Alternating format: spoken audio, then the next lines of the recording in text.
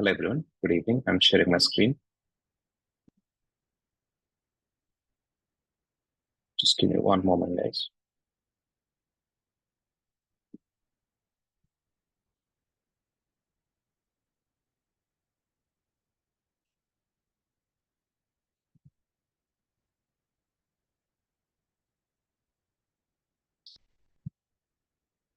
We're done with Salesforce to ERP service automation yesterday.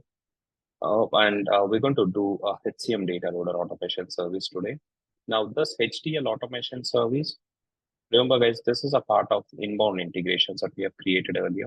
Remember, if we go a step back, before we created a journal import service, I did explain what approaches we could follow to build inbound integrations in OIC, right? There are two possible approaches that you could follow, a file-based approach and web service-based approach. We've already created two integrations following web service-based approach, a complex journal import SOAP service and AP invoice REST API. And we've also seen how to automate the FPDA process as well, which comes under file-based approach. Now, what does FPDA helps you with, guys? It stands for file-based data import. It would help you to do a bulk data upload into FSCM modules.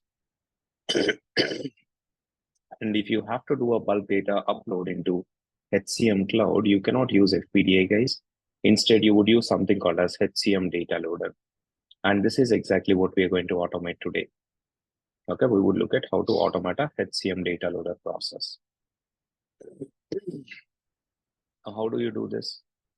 So we are going to build a scheduled orchestration to pick up a file from SFTP, and we need to load it into HCM Cloud. Okay, so the integration that we build is going to be similar to the FPDA automation that we have done. There are some similarities and there are some differences as well. Yes, it is. This is also going to be scheduled orchestration. We're going to list down the files, loop through them, and we're going to download the HDL file, HCM Data Loader file, and we will submit HCM Data Loader process using HCM Cloud connection here. So far, we haven't created any HCM Cloud connection, guys. We didn't use HCM adapter so far. We're going to create that connection and we would use it to submit HDL process. Now, when you submit HDL process in HCM Cloud, you're going to get back a request ID here. So since we're going to get back a request ID in the response here, when you submit HDL process, we can make the same service wait until that request completes, and we can also get the HDL status here. And you can also plug in further more logic here. You can also enhance this integration to archive the data file, send a relevant email notification, and so on. Okay, so yes, more or less, the similarities with FPDA. Yes, here also we are going to build a scheduled orchestration, list on the files, loop through them, download the file, and we would use HCM Cloud connection to send the file to HCM Cloud. Since and we are going to get back a request ID here. So since we're going to get back a request ID, we don't need to create a separate integration called callback service. In one single integration, we will handle everything. So we can put in a wait node of 3 minutes here, by which time HDL would usually complete. You can do it a bit crude way, like putting in a wait node of 3 minutes here, and then you can try to get the HDL status if you want. Or what else you can do instead of putting in a wait node of 3 minutes? Whatever logic we have put in journal import service after submitting import journals job, remember that wait logic that we have plugged into journal import service, you can plug in all that logic here so that you can make the service wait until the job completes, get the completion status, and based on that, you can take a relevant actions like sending out a relevant email notification and archiving a data file. Now, so this process, HCM Data Loader would come into picture when you have to do a bulk data upload into HCM Cloud. Now, as usual, before we go ahead and build the integration, okay, what are the steps? List down the files, loop through them, pick up a HDL file from SFTP, kick off HCM Data Loader process using HCM adapter, wait for the process to complete, and then get the completion status. But before we go ahead and build this integration, guys, let's try to understand how HCM Data Loader process works manually. Okay, so I'm sure at least a few of you might not have or might not be aware of HCM Data Loader process. So I'll show you how the HCM data loader process works manually first, and then we'll come back and build this integration to automate it. Now, since this is a HCM related integration, I need to log into Fusion Cloud application. As what user, guys? As what user do we need to log in? HCM_IMPL. HCM implementation user. And for HCM IMPL, you have users from 1 to 20. You can pick and choose any user. I'm picking up HCM IMPL 20. I'm going to just copy the credentials here. Now, once you log into HCM Cloud application, remember, guys, any client who implements HCM Cloud, who implements HCM Cloud in Fusion application, they would, any client who implements HCM Cloud should definitely implement core HR module or global HR module, meaning Fusion HCM functional consultant would do the setups, required setups to hire an employee, and employees would be loaded into the application as well. And one post go live, our HR team is going to hire an employee directly in this application wherever a fresh employee is hired into the company. Now, if you go into person management here, just want to show you how a person record looks like. So if you go into person management, let's search for person number 101. I'm just picking up a random employee here. When you open it up, when you open up a person record, you see the work relationship here. Okay, so work relationship, it's which company has hired him. Is he an employee or a contractor? Where is he based out of? What's the hire date? And apart from all this, whenever you hire an employee, of course, you would be putting him into an assignment, right? You hire him for a specific reason. I think looks like somebody played around with this person number. Let me search for another employee. Yeah. So this guy is a payroll administrator. Sorry, this lady is a payroll administrator based out of US. And if you scroll down, you see, on a person record, you have assignment, and at the assignment level, you have a lot of information captured. Like is he a full-time regular employee, a white collar or a blue collar? Is he paid a fixed salary, or is it an hourly pay that he gets? What is his job? What is the grade that he is in? Department, location, and so on.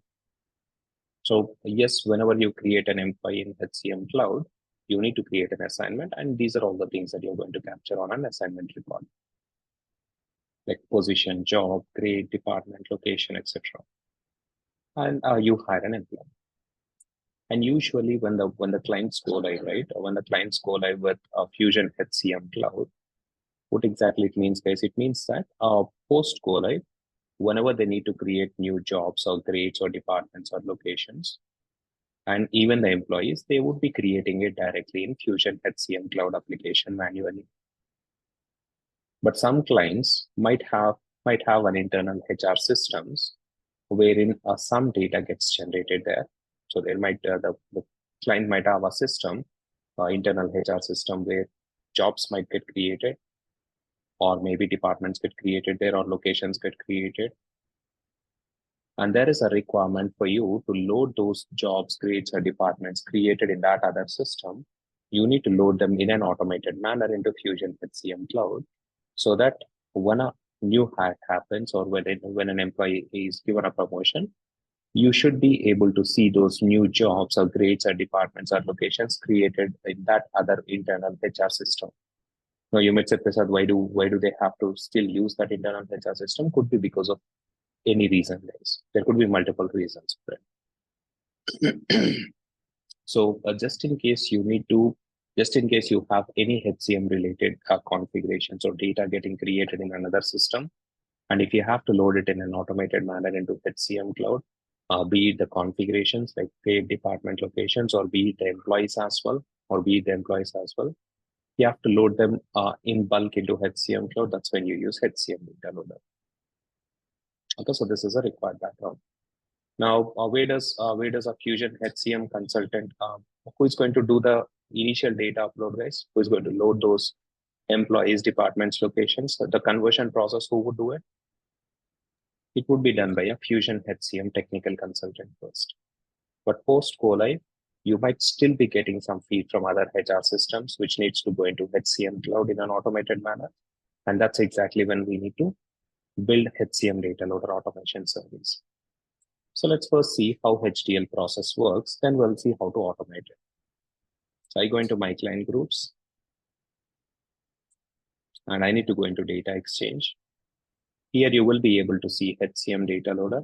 Remember guys, there are two data loader options in HCM Cloud or in Fusion Cloud. You have HCM Data Loader. So this is a bulk data upload data loader option that we have. And you have HCM Spreadsheet Data Loader. Now in this option, you have in HCM Spreadsheet Data Loader, you just have to download a spreadsheet template. You just have to download a spreadsheet template. And in that spreadsheet template, we need to load in data. We need to load in data into that spreadsheet template, and we would have to, and within the template itself, you have an option to upload the data. So if you have to deal with a very less data volume, maybe you have 10 departments or allocations to upload, then you can just download the spreadsheet, load data into it, and hit that upload button. There's no way to automate this because this is basically an Excel plugin. But in case of bulk data upload, we have to use HCM Data Loader, and this is where we have an option to do a bulk data upload. And first things first, if you want to understand into what business objects you can load data into, you can click on click on View Business Objects. And once you click on View Business Objects, if you scroll down,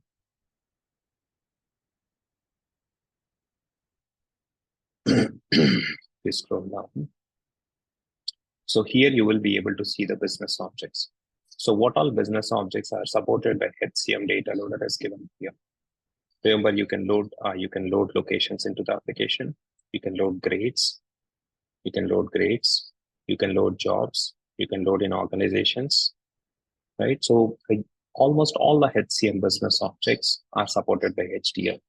So in case you're getting any of this data, jobs, positions, grades, workers, etc., from another system, you just have to download this HDL template, fill in data into it, and load it into the application. Now, to understand how this HCM Data Loader process works, we'll pick up job as an example. Remember, whenever you hire an employee, you need to put him into a job. Could be a payroll administrator or a HR analyst or a network administrator. So you need to load those jobs into the application. So I'm going to take this business object as an example to show you how HDL works. So first of all, see the business object supported. Pick up a business object. You need to download the template file from here. And remember, the template file that you download would be in a, I'm going to close this, would be in a .dat format. You will share this template file, job.dat template file, with the client. And client is going to look at the data file. It's going to prepare a sample data file, and they're going to share the HCM Data Loader file with you. Now let me try to replicate that.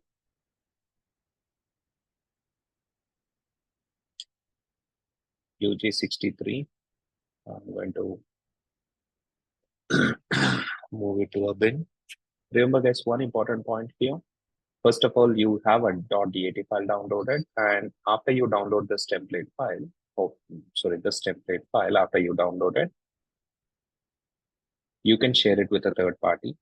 You can share it with the third parties, and they would prepare a data file and share it back with you. Now, in this job DAT, not the third party, the client would prepare a HCM Data Loader file in this specific format, and they're going to share it back with you. HCM Data Loader file extension is .dat. When you compare it with FPDA file format,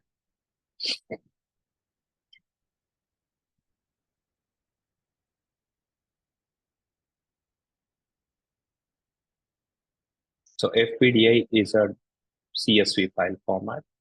So the delimiter that we have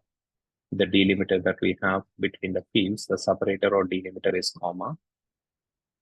And in case of HCM Data Loader, The separator or delimiter is pipe. It's a pipe symbol that we have, or a tab symbol. And in case of FPDI, we don't have a header row, no header row. Okay, so you directly have a data rows. You directly have the data rows in FPDI. And since we don't have a header row in FPDI, whether you like it or not, you need to mention the fields in a same sequence that Oracle has given in an FPDI template. So even if for a field, if you don't want to pass in any value, you cannot just take out that field. You still need to have a blank value in there. You still need to have a placeholder.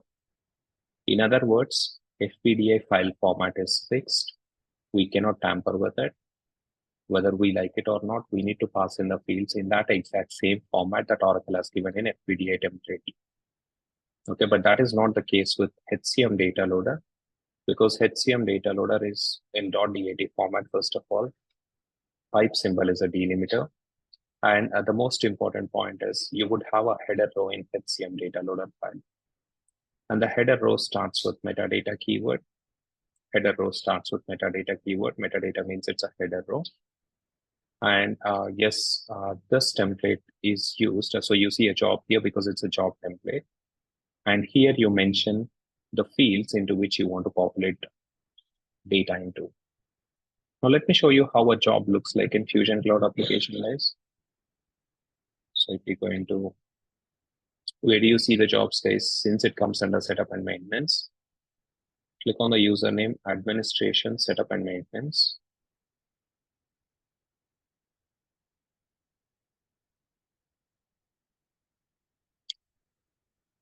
You need to search for manage job.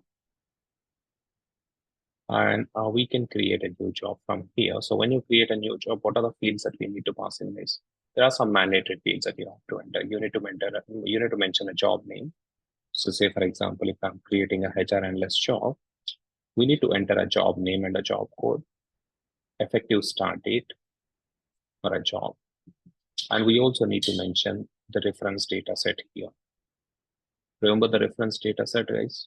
Did we see this yesterday? When we created a customer account site, we were asked to mention reference data set there, right?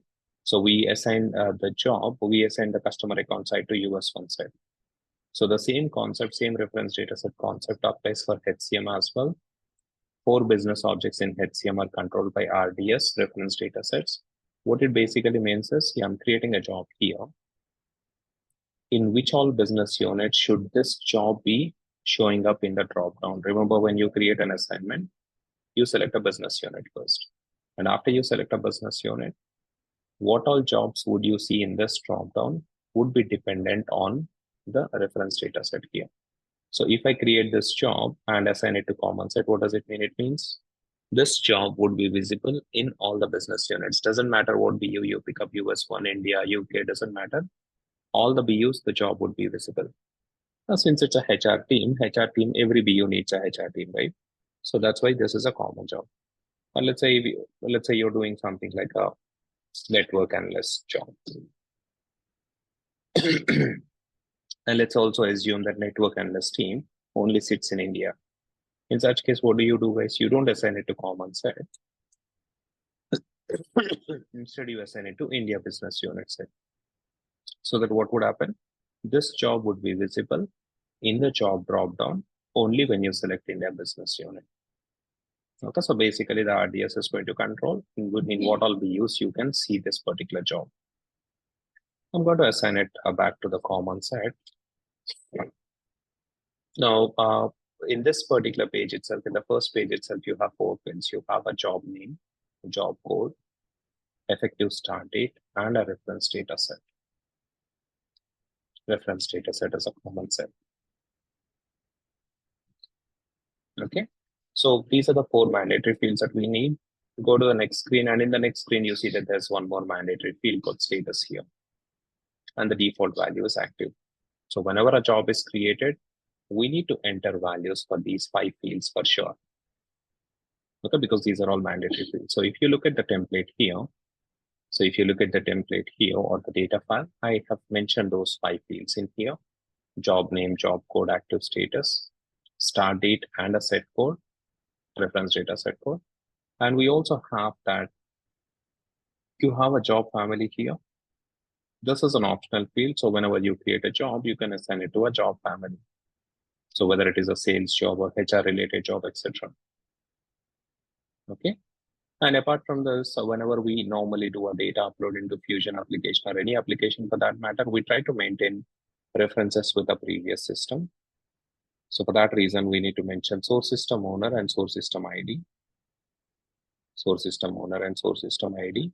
So this, what do you capture basically? What do you capture here basically? So from whatever system you export these jobs, because so you might have fetched these jobs from another application, right? So you would mention that application name here. So if you have probably extracted these jobs from PeopleSoft, you mention that's application name. And you also mention the job ID for these jobs in PeopleSoft. So let's try to load in the jobs as UG63. And I'm trying to load 3 jobs into the application, guys. I can have thousands of jobs as well, but as an example, I just have 3. And I'm trying to load in UG63 HR analyst, manager, and specialist jobs with an active status. I'm loading them as active jobs with a start date of 1st Jan 1951. And I'm going to assign them to common set. And I'm assigning it to the HR family. Okay, I'm assigning them to HR family. So I can copy this job code. And if you see whether we have any jobs in the application, which starts with UG63, we don't see any jobs in here. So which means, yes, we don't have these 3 jobs in the application here. So we can go ahead and load them in. And if you look at this one, so the first row starts with a metadata keyword, which means it is a header row. And yes, it is a jobs that we are loading here. So, and you mentioned the columns here into which you want to populate data into. And the data row starts with a merge keyword. And what does a merge command does, guys? It would do an upsert operation, meaning update if job exists, else insert it. Else insert it. Update it if the job exists, else insert it. So we just have to do an upsert operation. So I'm trying to create 3 jobs in the application as active jobs with a start date of 1st Jan 1951. Remember, guys, the columns in a data file, the columns in the data rows should exactly match with the columns that you have in a header row.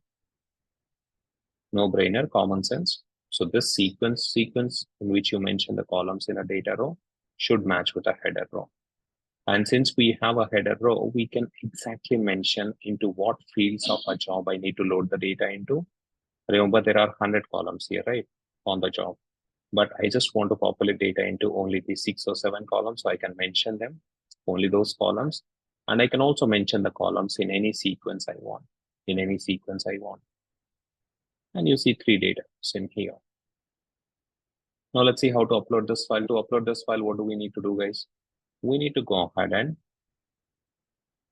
zip the file, because you can only load in a zip file into Fusion Cloud.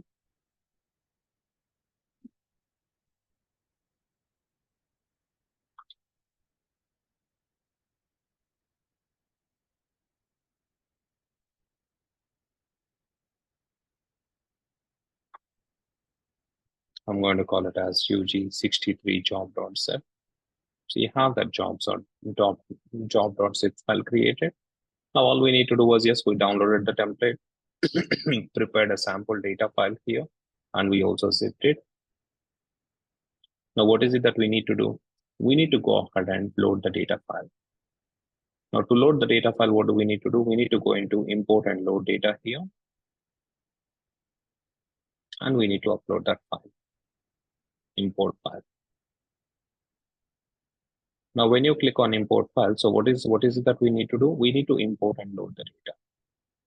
A couple of differences here, guys.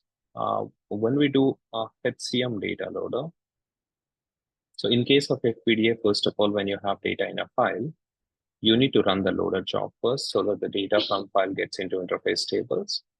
And after that, we're going to run the import job, which would validate the data in interface tables and loads it into base tables. Okay, so this is how the FPDA works. And the import jobs, the loader job is a common job. Import job keeps changing with a business object. And hence we had to create a property file in case it is not given by a source system, and that too if import job has parameters. But in case of HDL, it works in a different fashion. First of all, they are not called interface tables, they're called stage tables. And the jobs are interchanged here. Jobs are interchanged here. So meaning in HDL, import would run first, which would pump the data from file into stage tables. And then the load process would run. And this is going to pick up the data from stage tables, validate it, and load it into base tables. Okay, it's vice versa. First import would run and then the load. And another important point is there's only one single job that would run, and that job will do both the actions, import and load. So there is one single job in HDL which would perform both the actions. And that single job is a common job for all the business objects. So it doesn't really matter whether you're loading employees or jobs or departments. One single common job would be executed. What does it mean? It means that we don't have to really worry about something called as a property file because it's one single job that we need to run. I just need to click on import file, and that would ask me to pick up a file from my local drive.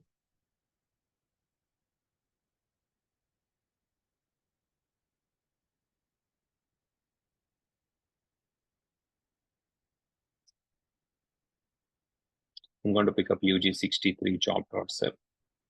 And when I click on review parameters, what would happen is it is going to show me which job is going to be submitted, what job is going to be submitted, and the description for it. Yes, this job is going to import the data into stage tables from the file. And this job optionally loads the data into application tables. And this job optionally loads the data into application tables. It imports the data to stage tables and optionally loads it into application tables as well. Now, whatever data file that we have picked up here, whatever data file that we have picked up from our local drive, remember I picked up this file from my local drive, right? So the file that I pick up from my local drive, this would have been uploaded to UCM. Remember what happens, guys? Whenever you have to upload a data into Fusion Cloud application, remember, it should be uploaded to content server or UCM first. Remember, this is the behavior that we noticed in HCM, in FPDA as well, right? So here also, what happened after I uploaded the file, when I clicked on review parameters, you could see that this application uploaded the file from my local drive into UCM. You can see the content ID here. I can search with that content ID here. I'll be able to see the data here. And if I click on I'll be able to see the data file as well. Here, I can download this. So the file has been uploaded to UCM from my local drive. And there are 7 parameters here. First of all, there is one single job that would perform both the actions, import and load. Import would load the data from file to stage tables, and load would load the data into application tables. One job will do both the actions in a reverse order, you see, when compared to FPDI. And it is also a common job. Doesn't really matter what you're trying to load here. Whether you're loading jobs or whether you're loading employees or whether you're loading departments, it's the exact same process that you follow and exact same job that you run. Okay. Now, since it is the same job that needs to be submitted, when we submit the HCM data loader process from the integration, guys, when we submit the HCM data loader, we just have to pass in a zip file with the data file in it and no need of a property file because it has to run one single job. Now, these are the parameters that this particular import job had. And all these parameters have default values as well. And in most of the cases, 99% of the cases, clients would be happy with these default values and we can go ahead and submit the job. Now, when you submit it, it would run ASAP. If you want, you can also schedule it as well. If you want the load to run at a later point in time, maybe midnight. So I can go ahead and submit it. And the moment you submit a HDL process, you get back a request ID. So this would be the exact same behavior that you would notice in the integration as well. After I download the file and when I submit HDL process here, immediately it is going to give me back a request ID. And that request ID, since I have a request ID with me, I can wait for 3 minutes here and I can try to get that HCM data loader status passing in this request ID as input here. Or instead of doing it a bit crude way, like putting in a wait node, what else I could do? I can plug in whatever logic I have in journal input service here, the wait logic. Now you see the process is submitted. Click on OK, refresh it.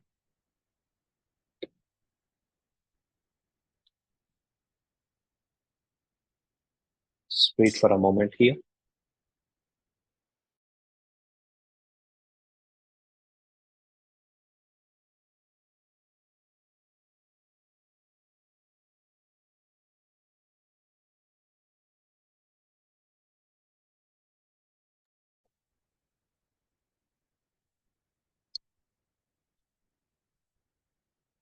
Now you would notice that imports completed successfully, guys. But for a load to go through, guys, there's one important prerequisite in there. I've missed it deliberately so that I can show you what error occurs and how to fix it. Let's see. So the source system owner that you use in the file here, remember the source system owner that you use in a file, there is a lookup with the same name called source system owner in Fusion Cloud. And at this entry, whatever value that you are using for source system here should have been present in that particular lookup. Okay, so if I go into manage common lookups here,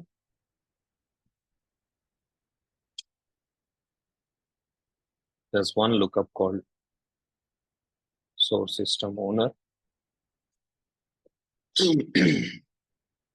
And here you see a list of source systems. And it looks like somebody has already added a PeopleSoft here. So whatever source system that you use in a data file, whatever source system that you use in a data file should be present in the lookup here. Now, since it already exists, both the import and load process would have gone through. And if this lookup or if this entry is missing, if this was probably missing, then what would happen, guys? You would see that the load process would error out immediately, and it would say that please enter a valid source system, because only the source systems that are there in this lookup can be used. Now, this is how the HDL process works. Now, what do we need to do? We need to automate this whole flow. So usually there will be a data source that's going to place the file in SFTP location, right? But since we don't have a data source here, we need to help ourselves, right? So let's create the required folder structure first of all.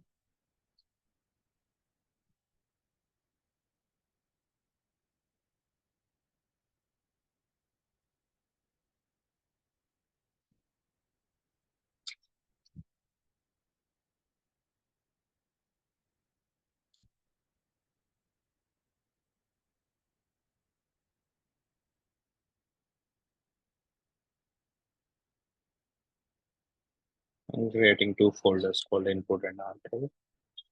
And in the input folder, I'm going to place in a data file. And what I'm going to do for the data file, guys. Now, first of all, this data is loaded, right? The job's completed successfully, both the import and load, meaning the data is loaded to the imported to the stage tables here, and it is loaded to the base tables as well. Now, if I go back into our manage job screen, let's validate the end result as well, guys.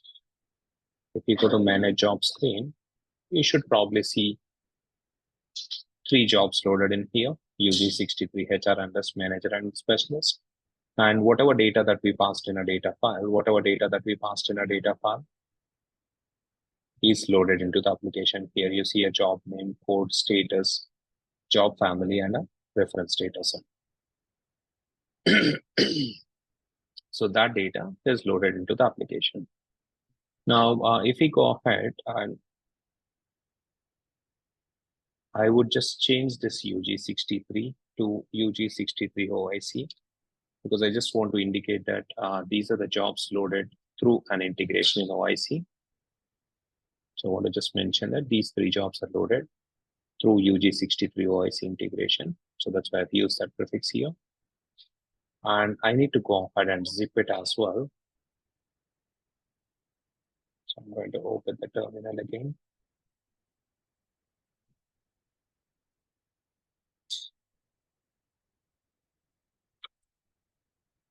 And I've zipped it. I've saved it. I'm calling it as job1.set. And what I would do is I will go ahead and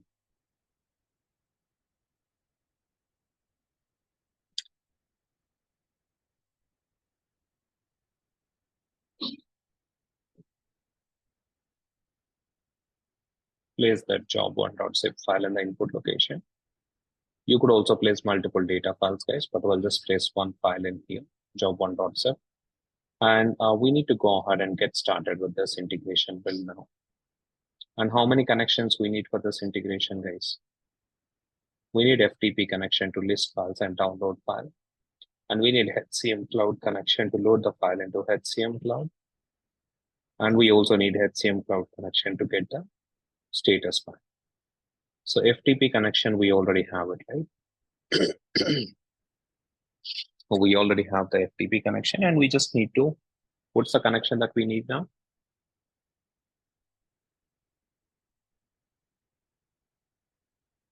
We need a HCM Cloud connection.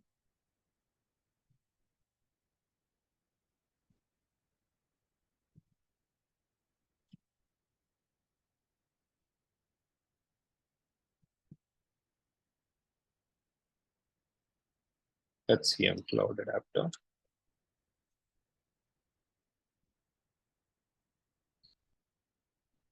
I'm going to call this connection as create this connection with the role as trigger and invoke.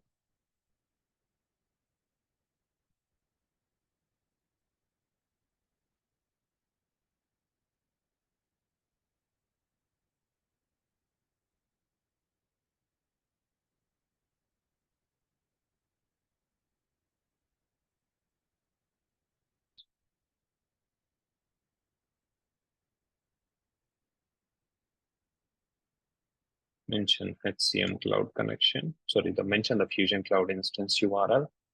And you need to log into the application here as IMPL20. So it's basically the same Fusion Cloud application, guys, in which HCM module setup are also done. It's just that we need to log in with a HCM implementation user. So I'm going to copy this.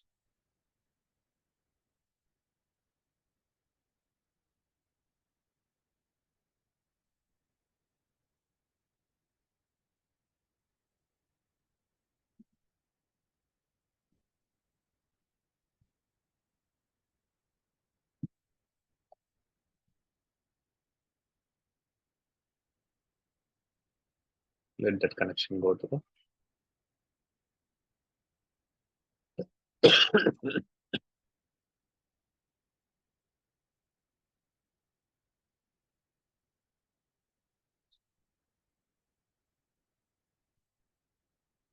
I need to go ahead and build an integration as a scheduled orchestration because it's an automated file upload that we have to do.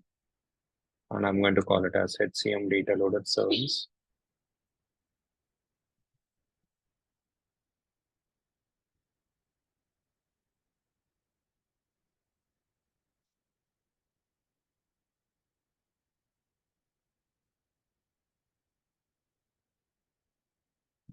I'm going to define two directory paths, two parameters, sorry. Input directory path,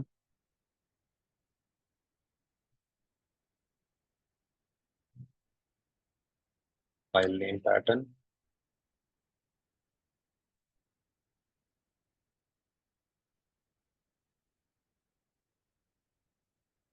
you need to mention it as job star.zip. So what does star means, guys? So the file name has to start with job, and anything can come after that. It can be a sequence or a date or a timestamp, and it has to be a zip file. And so this logic, the initial logic is same, right? We've already done it in 2 or 3 integrations. List down the files, loop through them, and download the file.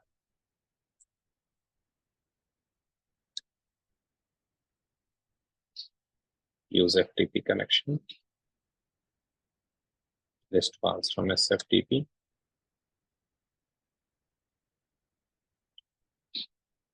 I'm going to say A and B here because these are mandatory parameters, and I want to use the schedule parameters here. So I'm just mentioning the dummy values here. And and I'm going to overwrite them within the map form.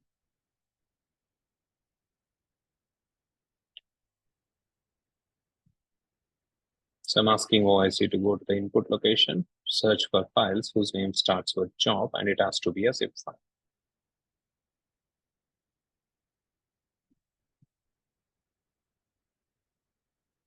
And we will list down the files here. So we're going to use a for each loop here.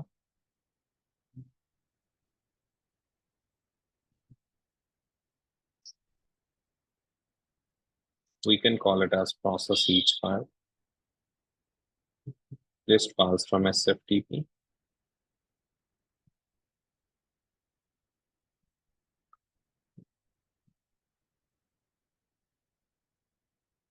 And it's a current file that I want to call it as. And within the loop, what is the first step that we need to do? We will use FTP connection to download the file. We've already done this 3 or 4 times, guys, so that's why I'm doing it a bit quick.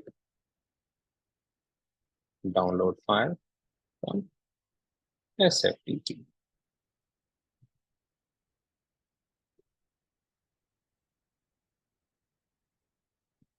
And I just mentioned, I'm going to handle all of this in the mapper. So I'll just say download it to a temp location.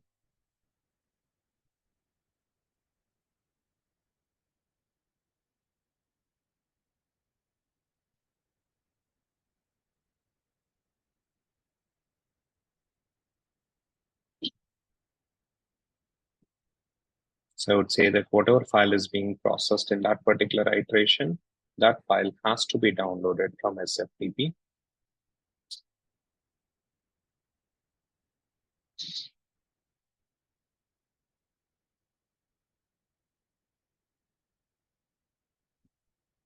Okay, so it's a scheduled orchestration. We are listing down the files and we are looping through them. And we are downloading the file from SFTP to a temp location. We're not unzipping it. So that same file we need to send to HCM Cloud connection. So we use HCM connection here. So I saved the HCM connection after I got into the integration. I'm saving it now. So I need to come out of the integration and go back in again.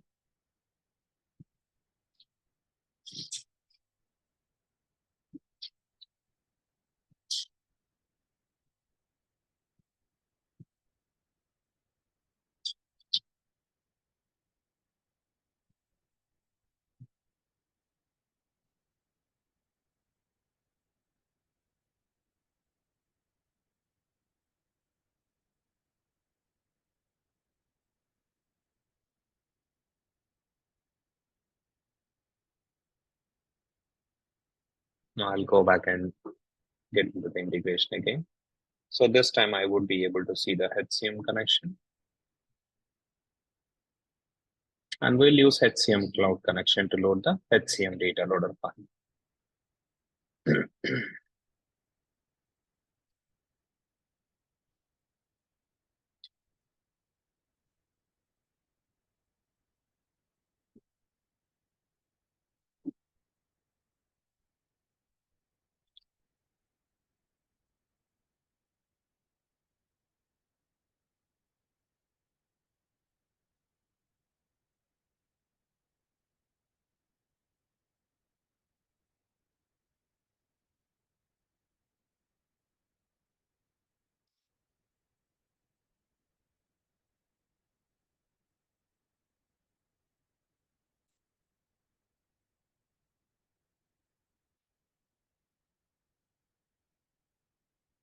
So we need to load HCM Data Loader file. I say continue. And when you use HCM Cloud connection, remember guys, we are using HCM Cloud connection as an invoke here. So when you invoke or when you use ERP Cloud connection as an invoke, what options you get to see, guys? If you use ERP Cloud connection, you see 3 options, right? CRUD operations. So if you want to perform CRUD operations in ERP Cloud using standard SOAP or REST APIs given by Oracle, you use the first option. And this is what we used in Journal Import Service and AP Invoice REST API. And if you have to do a bulk data upload, using FPDA, then we use this option, and this is what we did in FPDA automation service. And we also have an option to send the file to ERP cloud. If you have a requirement to upload the file to UCM, then you can make use of this option. So three options: CRUD operations, bulk data, send file to ERP. So when you use HCM Cloud Connection as an invoke, you see these three options are available here as well as 1, 3, and 5. So if you want to perform CRUD operations in HCM Cloud using SOAP or REST APIs given by Oracle, if you want to create an employee, if you want to update a department using a REST API, you can make use of this option. If you have to do a bulk data upload using HCM Data Loader, remember here it is FPDI, here it is HCM Data Loader, then you use option 3. And if you have to send the file to ERP Cloud, you use in ERP adapter, you see ERP Cloud. In HCM Cloud, in HCM Cloud adapter, you see send files to HCM Cloud. So 1, 3, and 5 are the options you see here in ERP Cloud as 1, 2, and 3. And we've got 2 more options here, 2 and 4. And we have 2 different integrations down the line. We're going to build 2 different integrations, guys. HCM extracts and HCM atom feeds. And in these 2 integrations, we're going to talk about this. HCM extracts and HCM atom feeds. So we'll talk more about these 2 options in those integrations. Now, yes, I want to do a HCM data. I want to import bulk data using HDL. This is the first thing that I want to do. And when you select a HDL process, there are 2 options. You can submit a job or you can get the status of it. So first we want to submit it, and then we select the same adapter. The second time we select get the status. So I say submit a HCM data loader job. Now, the moment you say submit a HDL job, what would happen, guys?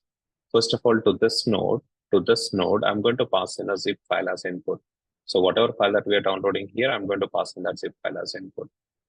And remember one thing, guys, what's the behavior that we noticed in Fusion Cloud, guys? When we try to upload a data file, from our local drive, and when I clicked on review parameters, what's the behavior we noticed? So this file gets uploaded to UCM first in the background. In the background, application is uploading this file to UCM, right? So you click on review parameters. Remember, this file is uploaded to file storage area here, right? Uploaded to the content server in the background. So if I just put in that content ID here, I should be able to see the file. So application in the background has uploaded that file from my local MacBook to content server. And if you see here, whenever you have to do a new file check-in, guys, whenever you have to upload a new file, you need to mention security group, and you also need to mention an account as well. So with what security group and with what account the file needs to be uploaded. Remember, guys, we are trying to do the same thing here, right? We are asking OIC to submit a HDL job. First of all, this node will know, or to this node, we're going to pass in a zip file as input.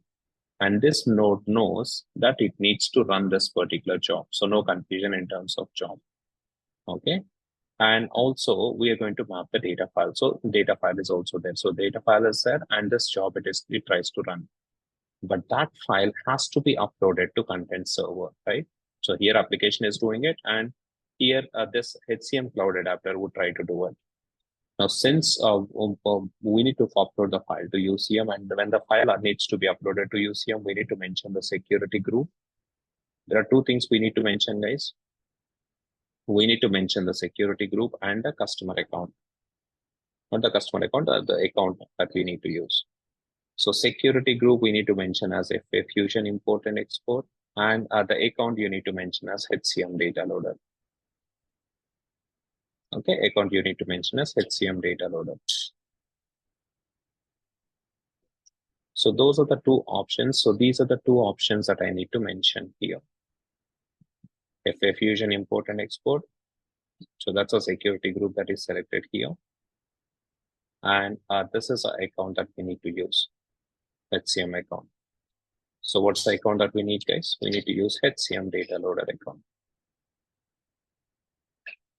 Continue. So FA Fusion import export, HCM Data Loader account, and we click on finish.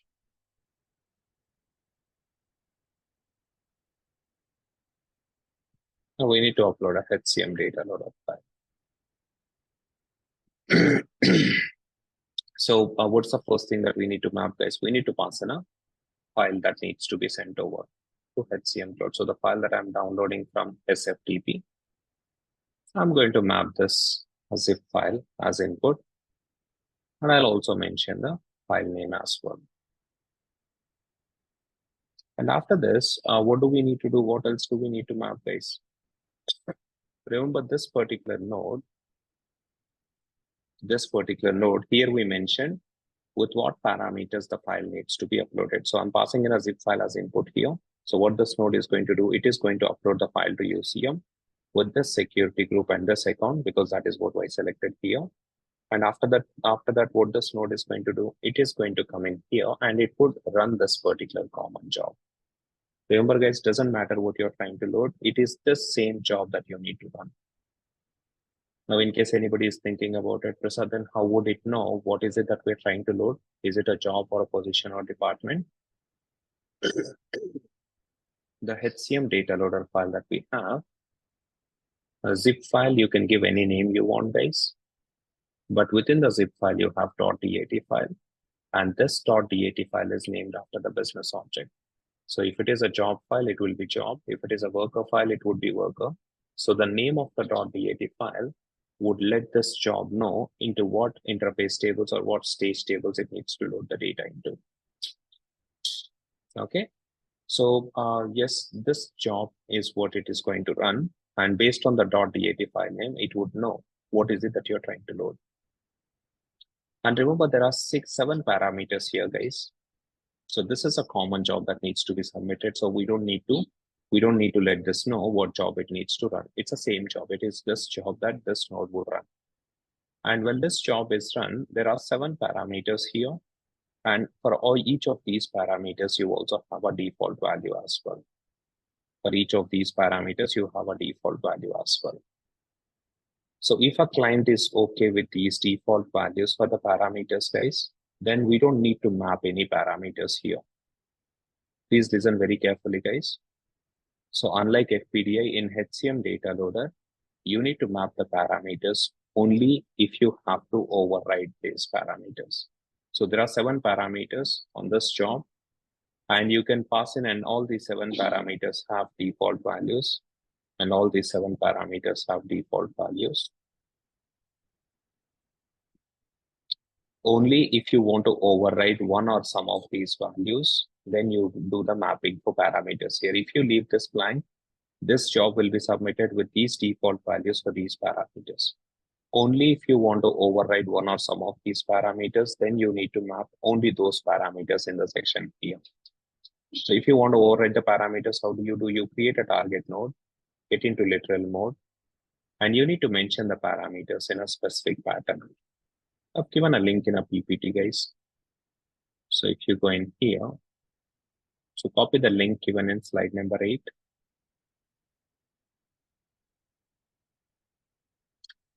And this link shows you in what format you need to pass in the parameters.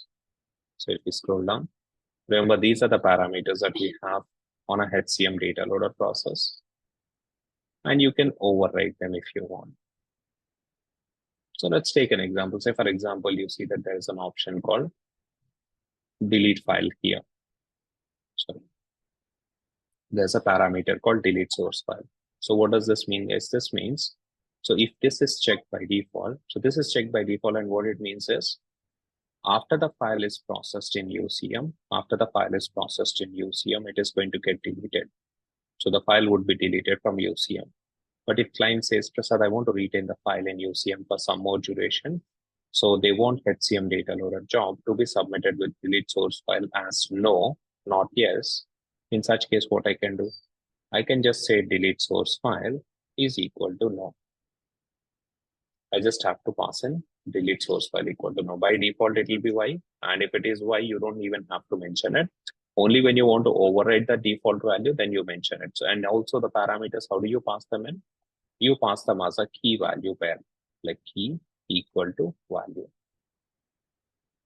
Now, if you want to override other parameters, say for example, when you submit HDL process, you can mention how many workers or threads you want to spawn for import and a load process.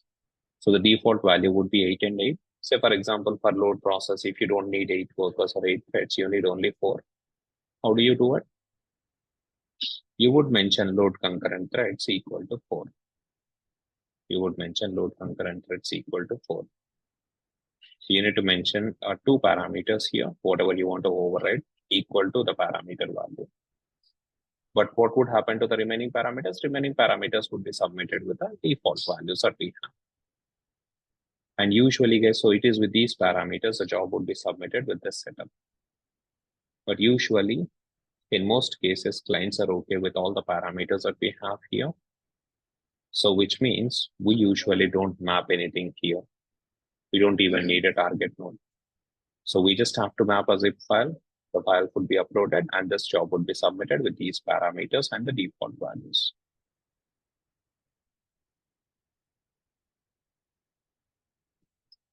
Now, after we submit this job, what would happen is you immediately get back a request ID here. Now, what I can do is I can put in a wait node of 3 minutes here. Wait node of 180 seconds.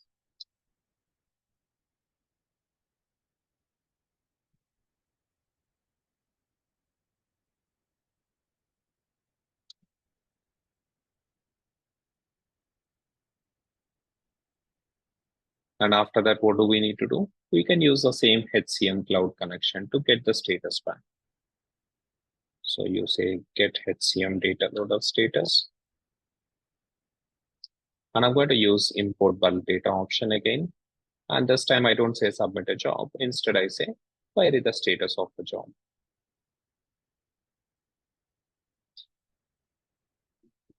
Now this node would expect you to pass in a request ID as input. So whatever request ID we've got from submitting HDL process in the previous option, in the previous node, we would pass that process ID as input here.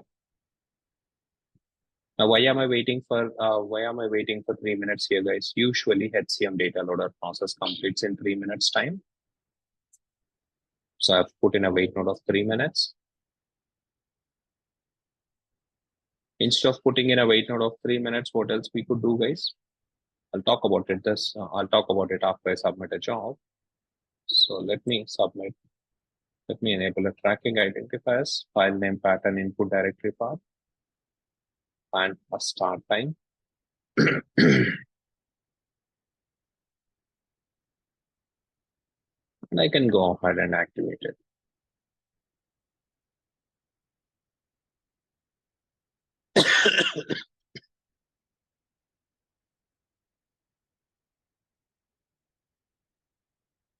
We can go ahead and do another run. So I'm asking OSC to go to the input location, fetch the job zip files. There's only one at the moment. So I'm going to go ahead and run the integration now. So this integration is going to pick up this HCM data loader file and it needs to load it into Fusion Cloud application. Now, what is it that it's doing now? It has listed down the files. It is looping through it now. And after it looped through the files, you see within the for each loop, you see we entered the iteration 1 and all the steps are done and it is waiting at the wait node now. And integration is going to wait for 3 minutes, which means if you go into HCM cloud application, refresh it, you should be able to see the file upload getting kicked off here. So job1.zip. So this integration has picked up this data file from SFTP. It has downloaded it and it has sent it to HCM cloud application. And the job is running at the moment in HCM cloud. So this would import the data first and then it would load it into base tables. And in roughly 3 minutes time or less than 3 minutes, the job would complete. And after that, we are trying to get the status back. So we've done it a bit crude way here. We have put in a wait node of 3 minutes, by which time HDL completes and we try to get the status. But in real time, what do you do here? Instead of putting in a wait node, you're supposed to plug in the logic that we have in journal import service.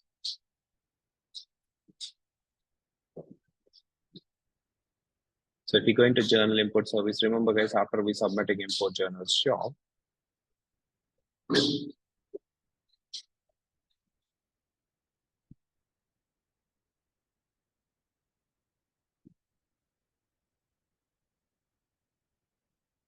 after we submit import journals job, what exactly did we do, guys? So after submitting import journals job, we created a variable called EasySS job still running, and we entered a while loop. We waited for a minute. We got the job status here. And based on the job completion status, we're sending out a relevant email notification, right?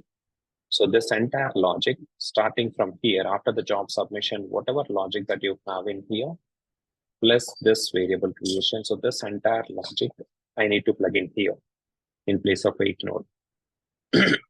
And within the loop, I was trying to get the job status, right? Here I used ERP integration service to get the job status. Instead of using ERP connection, I just need to use HCM cloud connection here to get the job status. And I can use a switch statement to check the completion status. And based on that, we can send out a notification as well. So when you practice this, guys, make it a habit to practice to plug in these two steps also into the integration here instead of this wait node and getting the HCL status.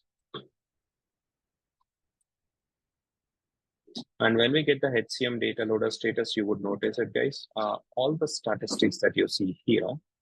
Remember, whenever a file is uploaded, there are a lot of statistics that's generated here, right? Whether it is imported successfully, meaning data loaded to stage tables, and whether the data is imported into base tables. What is the import success percentage? How many lines are there? How many failed? What is the load success percentage? How many lines were there and how many failed? Okay, so we're going to do all of this. So all this statistics is going to come back to us. All these statistics are come back to all these statistics are come back to us or going to come back to us in the integration here. Okay. Now you see the integration completed successfully. And if you look at this HCM data loader status pack in particular, so you would be able to see, if you look at the response, you would be able to see the complete statistics here. So you would be able to see the complete statistics here. I just copied that payload and I'm going to paste it in here. So what do you see here, guys? First of all, you see a complete statistics coming in here. You see that there is a load operation here. Let me just format this document, guys. Yeah, so it's much better now. So you see that there is a load and there is import. So you have two separate sections, and these sections would tell you what has happened in the import stage and what has happened in the load stage. And in the load stage, you would see that it is successful. And if you scroll down, you would be able to see how many lines were there, how many lines loaded successfully, how many failed, or imported successfully, and how many failed. And you have a similar statistics for load as well. So in short, whatever details that you are seeing in on screen here, green and green, 100, 100, these are the import stats and these are the load stats. So all this information is going to come back to you in the response. So if you plug in this logic, whatever logic that you have in journal import service, if you plug in this logic in the HCM data loader integration, when you send out a notification, you can include all these statistics as well. So you can print a table and you can say these many lines we have received and these many processed successfully. And also, since it is a HCM data loader, guys, since it is a scheduled orchestration, guys, remember we are not archiving a data file here, but you need to enhance the integration. You can check the job completion status and you can either send the file to archive or to a error mode.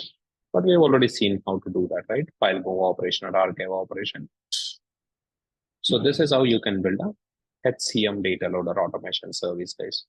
Remember, guys, we have taken job as an example. So the process would not change even a bit, whether it is employees or whether it is departments or whether it is positions that you are loading. Okay. Any questions, guys, from anyone? But I would like to ask one question from FBDI. Mm-hmm. Um, in a practical scenario, suppose if I get a file which is bigger, means we have already done the integration for file bigger than 50 MB, right? Mm-hmm. Suppose Correct. yeah, I had a word with one of my friend and he asked me this question. Somehow I was not able to answer it. So Mm-hmm. he asked me a question. Suppose the input file is having 5 millions of lines, Mm-hmm. and then I told him that by using stage operation, I can read down and I can read in a segment. But he asked me for how many times or how many parallel loops you will run and what will be the segment, like how much. So, is there any limit of reading this segment? Like 1 million row can we read in a one time? Five loops in parallel would work. Within a First of all, if you ask about a segment size, if you ask about a segment size, it is Mhm. 2000 records. And that is a maximum size that you can have. 200 to 2000 is a range, and 2000 Okay. is the maximum segment size. So if you Hmm. have 10,000 records, it would be split into five segments. If you have Okay. 1 lakh records, it would be 50 segments. And depending on how many millions you have, you just divide it by 50 or divide it by 2000, you know how many segments you get. And those segments, you can mention whether you want to process them in parallel or in sequence. Okay, so if there is no dependency, you can mention that as a process in parallel. And if there is a dependency, you can do a sequential processing. And if your second question is how many threads would work in parallel, I'm not really sure on that. Like how many segments can be processed in parallel is something that I'm not aware of.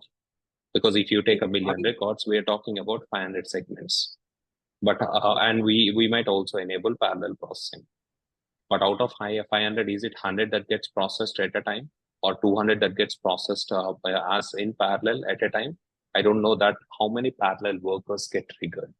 That is but something that I'm not sure. but only 2000 rows I 2000 can is read. a only thing that we can control is the segment size, and the maximum limit that we can go is 2000. And one segment I'm referring is as a one row, like five. He said 5 million rows, and I'm Now, reading when one I say segment. Right? when I say segment, we are talking about 2000 rows. Yes, 2000 Yeah, rows. yeah, That's what I'm yeah, reading. All right. Thank you. yeah. Uh, And just one important point, guys, but to answer your question as well, Vishal here. When we did the FPDA integration, there's one important change that we need to make in there, guys. I think it probably is happening in Gen 3. So when you remember in FPDA integration, what is it that we did? We have done when we downloaded the file, we were downloading it to a temporary location here, right? We were downloading it to a temporary location. So Vishal has highlighted one issue wherein he said, when the first file is processed, it's fine. But when the second file was processed, even the first data file CSV was included in the second file. Remember, we were writing a files to an SFTP location here. We were dropping the file in SFTP for support team's reference here. So when he checked these two files, the first file was fine. But when he looked at the second file that we have sent to ERP, that second zip file had both the data files, file 1 and file 2. Well, the reason was looks like the temp directory was not getting refreshed, guys. So what you need to do is to fix that issue. You can it's a plain and simple fix. I said slash temp, right? Or I said slash exchange rates. Instead of mentioning it as slash exchange rates, we need to make it something unique per file. So what is unique about a file? A file name is unique, right? File name is unique. So what you can probably do is instead of using slash exchange rates, what is it that you have to do? You have to do a concat of slash exchange rates, comma, and you can do a substring before, and you can mention a file name here, and you say .csv. So say, for example, what's the benefit of doing it this way? So if for example, if this file is processed,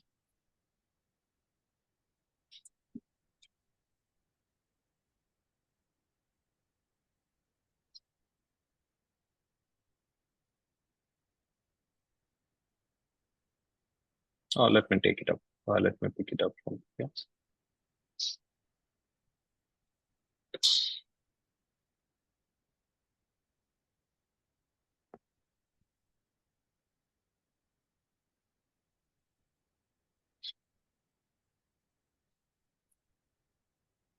So when this file is processed, I'll pick up one file as an example.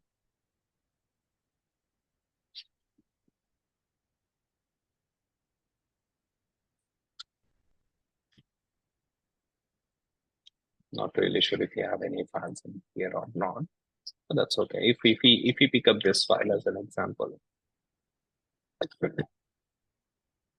so this is a file that has been picked up and processed. So you're going to pass in that file name here, right? And it is going to be something like this. Okay, it should not be .csv. It has to be .zip. Sorry, my bad. It has to be .zip. So from the file name, we are going to take out the .zip. So that gives me this extension. So in short, I would be creating a temporary directory as exchange rates followed by this one. So the first file is going to get downloaded to this temporary location. And when the second file is downloaded, it is going to get downloaded to a different temporary directory, which will be 13 January. So instead of putting in /exchange rates here, what is it that you need to do, guys? You need to go ahead and unlock the integration first. You just have to make the directory path unique. That's all we have to do. So what we can do is we can go ahead and probably create a variable here if you want.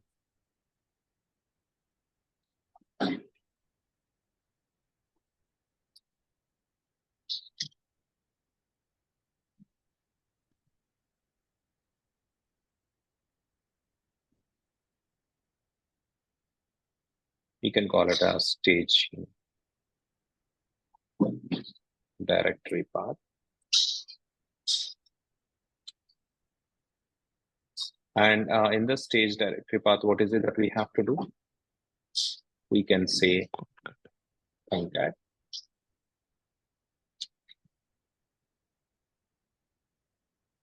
And I'm going to say /exchange rates. And what's the second directory path? And what's the second folder? I can just say the file name as well. I can just say the file name as well. But the problem is if we say file name, what would be there in that case? The file name would also have .zip extension, right? So we cannot create a folder with a .zip extension. So what we do is we go into functions here. And we go into string function and we say get the substring before. So I'm going to drop in this function. And I would say I'm going to pass in file name as input here. And what's the second string that I need to pass in? .zip. So what would happen now? In this directory path variable, staging directory path variable, it would be the file name plus the exchange rates that would be created. And when we download the file, at every stage, we are going to use that variable. So I'm not going to mention that directory path here. I'm not going to mention the directory path here. Is it a mandatory thing? Yeah, it's mandatory. It looks like it's a mandatory thing. But what I can do is I can just go ahead and we don't see an expression here, right? So I can just leave it blank. And what I can do is in the download mapper, I can overwrite it. So instead of exchange rate, so if I don't map a value, exchange rates would be used. But if I map the staging directory path, it would be downloaded to that directory. And when I write the property file,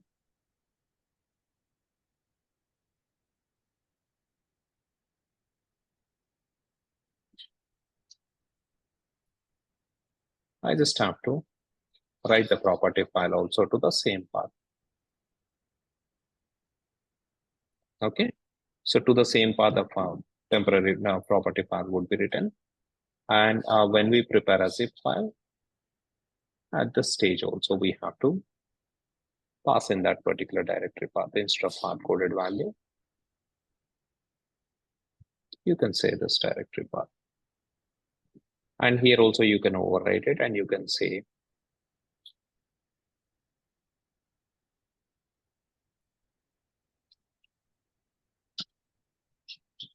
Okay. And you can drop in that path as a first string. And the second string, you can probably say FPDI if you want. Okay, I'm just putting it to a different location. You can also put it to the same location as well if you want. Now, if you make it this way, what would happen is, so since the file name is going to be different, in the first iteration, a different temporary location would be used, and in the second iteration, a different file name, a different directory path would be created. Okay, only thing that we need to do is, instead of hard coding a value like exchange rates, we are just also adding a file name as well. Any questions, Prasad, guys? Yeah. we can use that sequence what you have showed in earlier session. Like file name is still better, but See, like instance ID sequence.